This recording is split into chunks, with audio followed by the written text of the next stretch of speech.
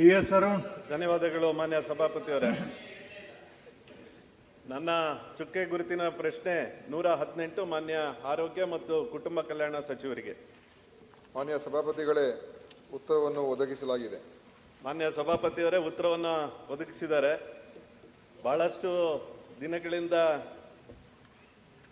ಏನು ಈ ಕೆಲಸ ಮುಂದೋಗ್ದಿರೋ ಕಾರಣಕ್ಕೆ ನಾನು ಪದೇ ಪದೇ ಈ ಒಂದು ಪ್ರಶ್ನೆಯನ್ನ ಮಾನ್ಯ ಆರೋಗ್ಯ ಮತ್ತು ಕುಟುಂಬ ಕಲ್ಯಾಣ ಸಚಿವರಿಗೆ ಕೇಳ್ತಾ ಇರೋವಂಥದ್ದು.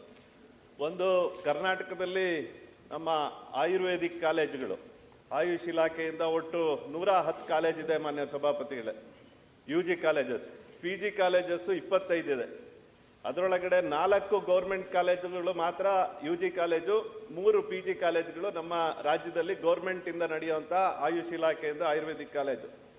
2010ನೇ ಇಸ್ವಿಲಿ ಮಾನ್ಯ ಸಭಾಪತಿಯವರೇ, ನನ್ನ ತಂದೆಯವರಾದಂಥ DS ಶಂಕರಮೂರ್ತಿ ಅವರು ಸಭಾಪತಿಗಳಾದಾಗ ಶಿವಮೊಗ್ಗದಲ್ಲಿ ಒಂದು ಆಯುರ್ವೇದಿಕ್ ಕಾಲೇಜನ್ನು ಪ್ರಾರಂಭ ಮಾಡಬೇಕು ಅಂತ ಪ್ರಸ್ತಾಪವನ್ನು ಇಟ್ಟರು.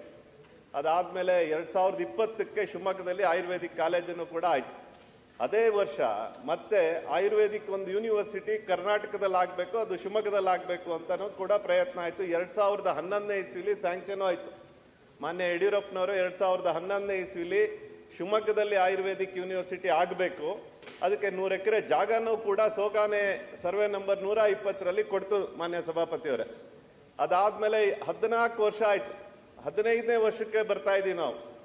ಈಗಲೂ ಕೂಡ ಆ 100 ಎಕರೆ ಜಾಗದಲ್ಲಿ ನಾವು ಅನಧಿಕೃತವಾದಂತಹ ಬಗರುಕುಂಬಿರೋರಿಗೆ ಒಂದಷ್ಟು ಜನಕ್ಕೆ ನಾವು ಅವರಿಗೆ ಏನು ಪರಿಹಾರ ಕೊಡಬೇಕೋ ಅದನ್ನು ಕೊಟ್ಟಿದೆ. ಈಗ ಇವರು ಉತ್ತರದಲ್ಲಿ ಕೊಡ್ತಾರೆ ಮಾನ್ಯ ಸಭಾಪತಿಗಳೇ, 8 ಎಕರೆ 10 ಗುಂಟೆ ಅಂತ.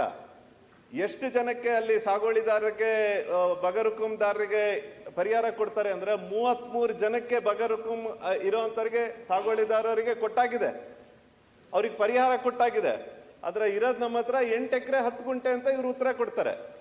ಇಲ್ಲಿವರೆಗೂ ಒಬ್ಬ ಸ್ಪೆಷಲ್ ಆಫೀಸರ್ ಅಲ್ಲಿ ನೇಮಕ ಆಗಿಲ್ಲ ಮಾನ್ಯ ಸಭಾಪತಿಗಳೇ, ಸ್ಪೆಷಲ್ ಆಫೀಸರ್ ಆಗಿಲ್ಲ. ಜಾಗನ ನಾವು ಅದನ್ನ ತಗೊಂಡು ಅಲ್ಲಿ ಡೆವಲಪ್ ಮಾಡಕ್ಕಾಗ್ತಾ ಇಲ್ಲ.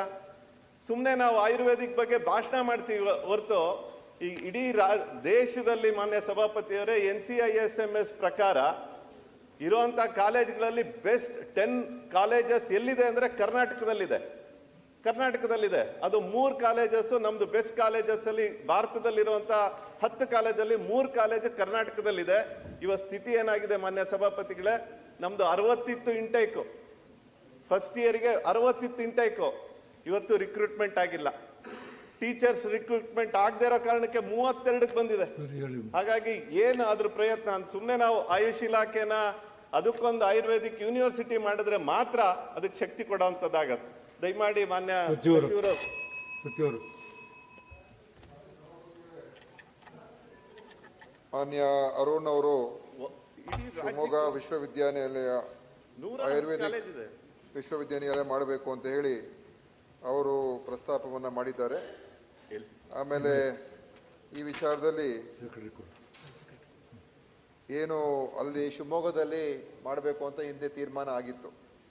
ತೀರ್ಮಾನ ಆದಾಗ ಆ ಸಂದರ್ಭದಲ್ಲಿ 100 ಎಕರೆ ಜಾಗದಲ್ಲಿ ಮಾಡಬೇಕು ಅಂತ ಆಗಿತ್ತು.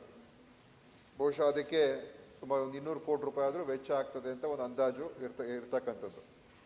ಆದರೆ ತದನಂತರ ಅದಕ್ಕೆ 2000 ನಾನು ಇಲ್ಲಿ ಉತ್ತರದಲ್ಲಿ ಕೊಟ್ಟಿದ್ದೇನೆ, 2021ನೇ ಇಸ್ವಿಯಲ್ಲಿ 20 ಕೋಟಿಗೆ ಒಂದು ಆಡಳಿತಾತ್ಮಕ ಅನುಮೋದನೆ ಆಗಿತ್ತು. ಅಲ್ಲಿ ಅಡ್ಮಿನಿಸ್ಟ್ರೇಟಿವ್ ಬ್ಲಾಕನ್ನು ನಿರ್ಮಾಣ ಮಾಡ್ತಕ್ಕಂಥದ್ದಕ್ಕೆ ಅನುಮೋದನೆ ಆಗಿತ್ತು. ಆದರೆ ಅಲ್ಲಿ ಇರುವಂಥ ಜಾಗ ಏನಿದೆ ಅದು ಬೇರೆ ಬೇರೆ ಉಪಯೋಗಕ್ಕೆಲ್ಲ ಹೋಗಿದೆ. ನೀವು ಹೇಳ್ದಂಗೆ ಬಗರುಕುಂ ವಿಚಾರ ಒಂದಿರ್ಬೋದು, ಇನ್ನೊಂದು ಬೇರೆ ಇಲಾಖೆಯವರು ಕೂಡ ಅದನ್ನು ಕೊಡ್ತಕ್ಕಂಥದ್ದಕ್ಕೂ ಕೂಡ ಮಾಡಿದ್ದಾರೆ, ವಸತಿ ಇಲಾಖೆ. ಸೊ ಇದೆಲ್ಲ ಹೋದ್ಮೇಲೆ ಉಳಿದಿರುವಂಥದ್ದು 8 ಎಕರೆ ಅಂತ ನಮಗಿರುವಂಥ ಮಾಹಿತಿ. DC ಹತ್ರನೂ ಮಾತಾಡಿದ್ದೀವಿ, ಅವರು ಕೂಡ ಇದನ್ನು ನಾವು ನೋಡಿಕೊಂಡು ಯಾವ ರೀತಿಯಾಗಿ ಮಾಡೋಕ್ಕೆ ಇನ್ನೂ ಹೆಚ್ಚು ಮಾಡೋದಕ್ಕೆ ಎಷ್ಟು ಸಾಧ್ಯ ಆಗುತ್ತೆ ಅಂತ ಅವರು ಹೇಳಿದ್ದಾರೆ. ಆದರೆ 8 ಎಕರೆದಲ್ಲಿ ನಾವು ವಿಶ್ವವಿದ್ಯಾಲಯ ಮಾಡೋಕ್ಕಾಗೋದು ಇಲ್ಲ.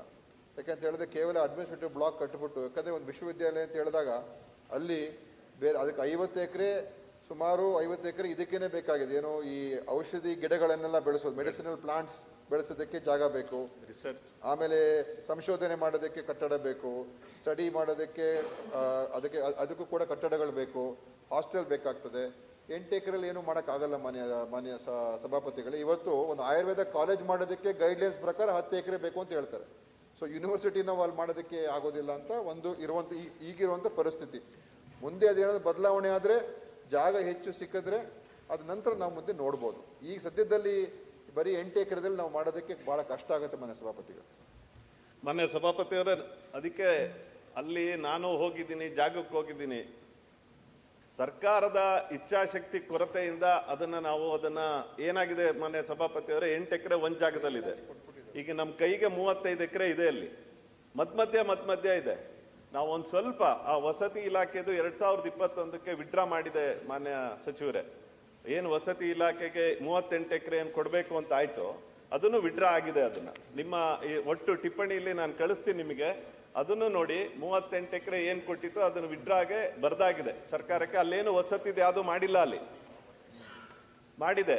ಹಾಗಾಗಿ ಅಲ್ಲಿನ ನಮ್ಮ ಡಿಸ್ಟ್ರಿಕ್ಟ್ ಇನ್ಚಾರ್ಜ್ ಮಿನಿಸ್ಟ್ರು ಕೂಡ ಇದ್ರ ಬಗ್ಗೆ ಒಂದು ಮೀಟಿಂಗನ್ನು ಕೂಡ ಇತ್ತೀಚೆಗೆ ತಾವು ಮಾಡಿದ್ರಿ ಅಂತ ಗೊತ್ತಾಯ್ತು. ದಯಮಾಡಿ ಮಾನ್ಯ ಸಭಾಪತಿಯವರೇ, ಏನಾಗಿದೆ ರಿಕ್ರೂಟ್ಮೆಂಟ್, ಟೀಚರ್ಸ್ ರಿಕ್ರೂಟ್ಮೆಂಟು ಆಯುರ್ವೇದಿಕ್ ಇದ್ರೊಳಗಡೆ ಆಗ್ತಾ ಇಲ್ಲ. ಇರೋಂತಹ ಇವತ್ತು ನೀವು ನೋಡಿ ಗೆಸ್ಟ್ ಫ್ಯಾಕಲ್ಟಿಗೆ ಈಗ ನಾವು ನಮ್ಮಲ್ಲಿ ರೆಕ್ರೂಟ್ ಮಾಡೋದಕ್ಕೋಸ್ಕರ ನಾವು ಕಾಲೇಜ್ಗಳನ್ನು ನಿರ್ಮಾಣ ಮಾಡಕ್ಕೆ ಹೋದ್ರೆ ಅದು ಸರಿಯಾದಂತ ಒಂದು ಉದ್ದೇಶ ಆಗೋದಿಲ್ಲ ಮಾನ್ಯ ಸಭಾಪತಿಗಳೇ. ಎರಡನೇದು, ನಾವು ಇರುವಂತ ವ್ಯವಸ್ಥೆಗಳನ್ನು ಸುಧಾರಣೆ ಮಾಡ್ಕೊಳ್ಳೋದು ಕೂಡ ನೋಡಬೇಕು. ಕೇವಲ ವಿಶ್ವವಿದ್ಯಾಲಯ ಮಾಡ್ತೀವಿ, ಅದಕ್ಕೊಂದು 200 ಕೋಟಿ ಖರ್ಚು ಮಾಡ್ತೀವಿ, ಅದೊಂದು ಬಿಳಿಯಾನೆ ಆಗಬಾರ್ದು. ಯಾಕೆಂದ್ರೆ ಸರ್ಕಾರದ ಏನು ಸಂಪನ್ಮೂಲ ಇದೆ ಅದು ಸರಿಯಾದ ರೀತಿಯಲ್ಲಿ ಉಪಯೋಗ ಮಾಡಬೇಕೇ ಹೊರತು ಯಾವುದೋ ಪ್ರತಿಷ್ಠೆಗಳಿಗೆ ನಾವು ಉಪಯೋಗ ಮಾಡಕ್ಕೆ ಹೋಗಬಾರ್ದು. ನಿಜವಾದಂಥ ಬೆನಿಫಿಟ್ ಇದೆಯಾ, ವಿಶ್ವವಿದ್ಯಾಲಯ ಮಾಡಿ ಇಡೀ ವ್ಯವಸ್ಥೆಗೆ ಭಾಳ ಅನುಕೂಲ ಆಗ್ತದ, ಅದರ ಅವಶ್ಯಕತೆ ಏನು, ಬೇಡಿಕೆ ಏನು, ಅದೆಲ್ಲ ಕೂಡ ಸ್ವಲ್ಪ ವೈಜ್ಞಾನಿಕವಾಗಿ ಸ್ವಲ್ಪ ನಾವು ಚರ್ಚೆ ಮಾಡಿ ಡಿಸ್ಕಷನ್ ಮಾಡಿಬಿಟ್ಟು ತದನಂತರ ಮುಂದೆ ಏನು ಹೆಜ್ಜೆ ಇಡಬೇಕು ತೀರ್ಮಾನ ಮಾಡೋಣ. ಯಾವುದೋ ಹಿಂದಿನ ಕಾಲದ ಒಂದು ತೀರ್ಮಾನ ಆಗಿತ್ತು, ಅದನ್ನು ಈಗ ಮಾಡಲೇಬೇಕು ಅಂತ ನಾವು ಆ ಹಠ ಹಿಡಿಯೋದು ಬೇಕಾಗಿಲ್ಲ. ಬೆನಿಫಿಟ್ ಆಗುತ್ತೆ ಅಂತ ಇದ್ರೆ ಯಾವುದೋ ದಾರಿ ಹುಡ್ಕೋಣ. ಇದರಿಂದ ಇಡೀ ವ್ಯವಸ್ಥೆಗೆ ಅನುಕೂಲ ಆಗುತ್ತದೆ, ಆ ಒಂದು ಕ್ಷೇತ್ರಕ್ಕೆ ಅನುಕೂಲ ಆಗುತ್ತೆ ಅಂತಂದ್ರೆ ಖಂಡಿತ ಮಾಡೋಣ. ಆದರೆ ಸುಮ್ಮನೆ ನಾವು ಯಾವುದೋ ಒಂದು ಕಾರಣಕ್ಕೆ ಮಾಡಿಬಿಟ್ಟು ಅದು ಸಂಪೂರ್ಣ ಉಪಯೋಗ. ಈಗ ಎಷ್ಟು ವಿಶ್ವವಿದ್ಯಾಲಯಗಳು ನಮ್ಮ ರಾಜ್ಯದಲ್ಲಿ ಏನು ಇಲ್ಲದೆ ಬಿದ್ದಿದೆ ಮಾನ್ಯ ಸಭಾಪತಿಗಳೇ, ತಮಗೆ ಗೊತ್ತಿದೆ. ಅಲ್ಲಿ ಸಿಬ್ಬಂದಿ ಇಲ್ಲ, ಅಲ್ಲಿ ಅಗತ್ಯ ಇರುವಂಥ ಸೌಲಭ್ಯಗಳಿಲ್ಲ, ಅದಕ್ಕೆ ಅನೇಕ ಸಮಸ್ಯೆಗಳಿದೆ. ಈಗ ಇನ್ನೊಂದು ನಾವು ರಚನೆ ಮಾಡಿ ಅದನ್ನು ಕೂಡ ಹಾಗೆ ಬಿಟ್ರೆ, ಅದಕ್ಕೋಸ್ಕರ ನಾನು ಖಂಡಿತ ಅರುಣ್ ಅವ್ರಿಗೆ ಹೇಳ್ತೀನಿ, ಇನ್ನೊಮ್ಮೆ ಬೇಕಾದ್ರೆ ಕೂತು ಚರ್ಚೆ ಮಾಡೋಣ. ಅಗತ್ಯತೆ, ಅವಶ್ಯಕತೆ ಎಲ್ಲವನ್ನು ಕೂಡ ನೋಡಿ ಒಂದು ತೀರ್ಮಾನ ತಗೊಳ್ಳೋಣ. ಮಾನ್ಯ ಸಚಿವರೇ, ವಿಶ್ವವಿದ್ಯಾನಿಲಯದ ಆಮೇಲೆ ಈಗಿರುವಂತಹ ಕಾಲೇಜುಗಳಿಗೆ ನಮ್ದು 60 ಇಂಟೇಕ್ ಇತ್ತು, ನಮ್ದು ಟೀಚರ್ಸ್ ಇದ್ರು 60 ಇಂಟೇಕ್ ಇತ್ತು. ನಮ್ಮ ಶಿವಮೊಗ್ಗದ ಕಾಲೇಜ್, ಇಡೀ ಕರ್ನಾಟಕದಲ್ಲಿರುವಂತಹ 4 ಗೌರ್ಮೆಂಟ್ ಕಾಲೇಜಿನ UG ಕಾಲೇಜಸ್ನಲ್ಲಿ ಇದೇ ಸಮಸ್ಯೆ ಏನಿದೆ ಅಂದ್ರೆ 60 ಇದ್ದಿದ್ದು ಇಂಟೇಕು 32 ಈ ವರ್ಷ 24-25. ಯಾಕೆ ಅಂದ್ರೆ ನಮ್ಮ ಹತ್ರ ಟೀಚರ್ಸ್ ಇಲ್ಲ. ಗೆಸ್ಟ್ ಫ್ಯಾಕಲ್ಟಿಗೆ ಅವರಿಗೆ ಏನು ಸೋಷಿಯಲ್ ಸೆಕ್ಯೂರಿಟಿ ಕೊಡಬೇಕೋ ಅದು ಮಾಡೋಕ್ಕಾಗ್ತಿಲ್ಲ. 11 ತಿಂಗಳು ಕೊಡಬೇಕು, ಅದನ್ನು ತೊಗೊಳಕ್ಕಾಗ್ತಿಲ್ಲ ನಾವು. ಗೆಸ್ಟ್ ಫ್ಯಾಕಲ್ಟಿ ಇಲ್ಲ, ಪರ್ಮನೆಂಟ್ ಫ್ಯಾಕಲ್ಟಿ ಇಲ್ಲ. 60 ಇದ್ದದ್ದನ್ನು 32. ನಾನು ಇರೋಂಥದ್ದನ್ನ ಸಂಖ್ಯೆ, ಈ ಖಾಲಿ ಇರುವಂತ ಹುದ್ದೆಗೆ ನೀವೇನಾದ್ರೂ ಖಂಡಿತ ನೋಡೋಣ. ಮಾನ್ಯ ಸಭಾಪತಿಗಳು ಬೇರೆ ವಿಚಾರಗಳು ಎತ್ತಿ ಹೇಳಿದ್ದಾರೆ, ಅದರ ಬಗ್ಗೆ ಖಂಡಿತ ಗಮನ ಕೊಟ್ಟು ಒಂದು ಎನಿವೆ ಇದೆ ಈ ಸದನ ಆದ್ಮೇಲೆ ನಾವು ಇನ್ನೊಂದ್ಸಲ ಚರ್ಚೆ ಮಾಡೋಣ ಇದರ ಬಗ್ಗೆ ಎಲ್ಲ, ಹೇಗೆ ಇದನ್ನು ಸುಧಾರಣೆ ಮಾಡಕ್ ಸಾಧ್ಯ ಆಗುತ್ತೆ ಕೂತ್ಕೊಂಡು ಮಾತಾಡೋಣ. ನವೀನ್ ಸನ್ಮಾನ್ಯ ಸಭಾಪತಿಗಳೇ, ನನ್ನ ಚುಕ್ಕೆ ಗುರುತಿನ ಪ್ರಶ್ನೆ